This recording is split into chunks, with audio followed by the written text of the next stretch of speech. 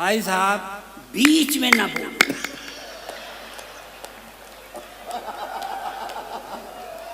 बीच वालों से हमारी जान उठ गई है। कोई भी शुभ काम होता है बीच वाले चले आते हैं। अब बीच में न बोलिएगा, नहीं ऐसा शराब दे देंगे कि भोपाल में पैदा हो जाओगे और यमेले हो जाओगे। सर देखिए, ये भी औरतों के ऊपर बहुत निष्ठा नहीं रखता था जो मेरे पहले आया था। मैं भी नहीं रखता। सर जब मेरी शादी हो गई थी तो 4-6 बरस के बाद मैंने अपनी पत्नी से कहा कि हमारा आपका पट नहीं रहा है।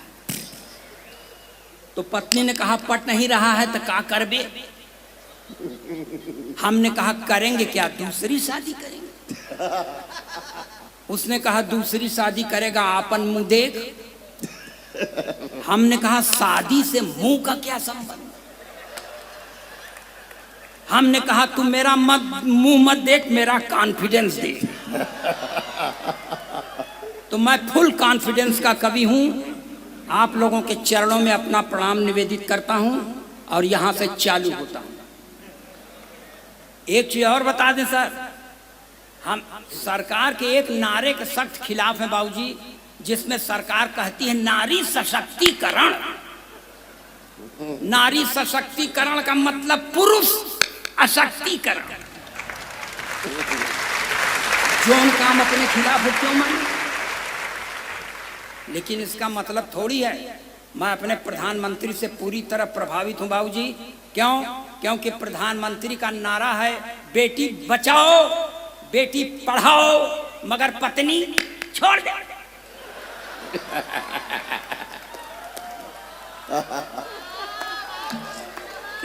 वाह। और आपको बता दें प्रधानमंत्री बनने के लिए ये सब करना पड़ता है। इंदिरा जी ने अपना पति छोड़ा था, प्रधानमंत्री हो गई। उससे कम है क्या? इनके पास जो था इन्होंने अपना छोड़ दिया और मैंने भी अपनी पत्नी को छोड़ दिया है। भविष्य मेरा भी उज्जवल है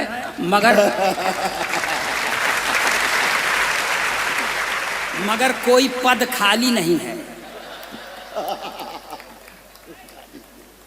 फिर बीच में बोले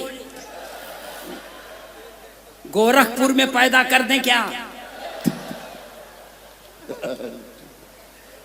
अब सुनिए भाई मेरे दोस्त, मैं आपके लिए आया हूं।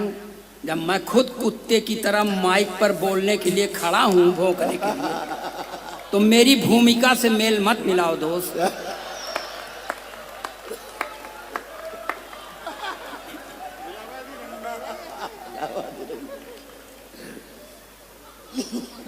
देखिए अब हम पढ़ना तो बहुत चाहते हैं मगर कांग्रेस के खिलाफ पढ़ नहीं सकते।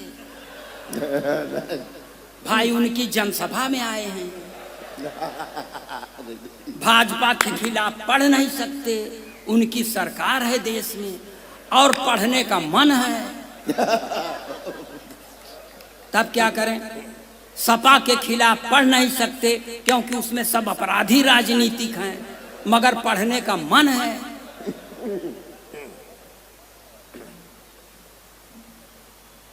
काहे भाई साहब, किसी को सहेजने चले गए क्या?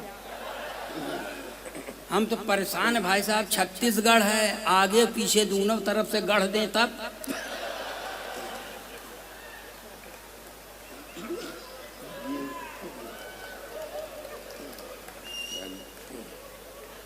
यहां से सुनिए 4 पंक्तियां यहां से शुरू करता हूं। एकदम देशभक्ति के चाशनी में डुबो के पढ़ता हूं। अच्छा हुआ देश यहां पर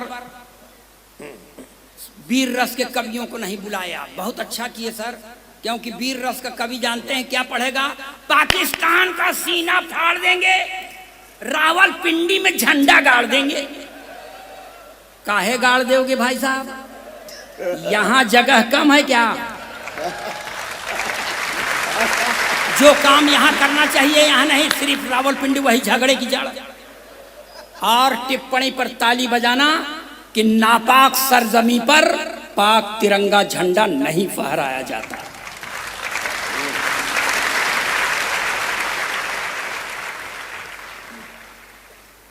अरे कुल चीज बढ़िया ही तो है हमारे पास, बस आप सुनिए मन लगा के।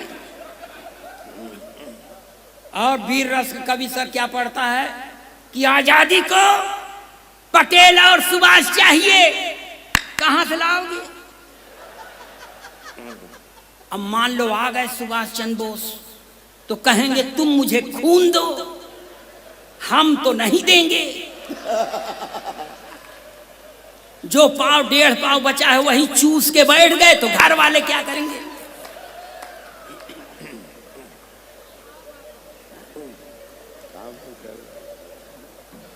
और बता, अब चालू हो जाए कि इसी तरह कथा सुनाते रहें? ताली बजाइए, अपना काम लगाता हूं। हमारे उत्तर प्रदेश में एक नेताजी थे, अटल जी। वो इलेक्शन के पहले इस दल में थे, एन इलेक्शन पर उस दल में चले गए। पूछा गया क्या काहे चले गए? कहें इस दल का नाश कर देंगे। पूछा गया कैसे नाश कर दोगे? तो कहते हैं मैं नेवला हूं, तो चार पंक्तियां उस नेवले की ओर इशारा करता हूं। अगर आप चार पंक्ति के बाद हमें भरपूर समर्थन देंगे तो पांचवी पंक्ति पढ़ेंगे, नहीं कसम खा के नहीं आए। सारे तिलिस्म टूट गए ठाट बाट के, सारे तिलिस्म टूट गए ठाट बाट के, खूब माल कमाए थे चरण चाट चाट के, खूब माल कमाए थे चरण चाट चाट के, सारे तिलिस्म टूट गए ठाट बाट के। बीजेपी को तो सांप खुद को न्योला बताते, बीजेपी को तो सांप खुद को न्योला बताते, धोबी के कुत्ते हो गए घर के न घाट के।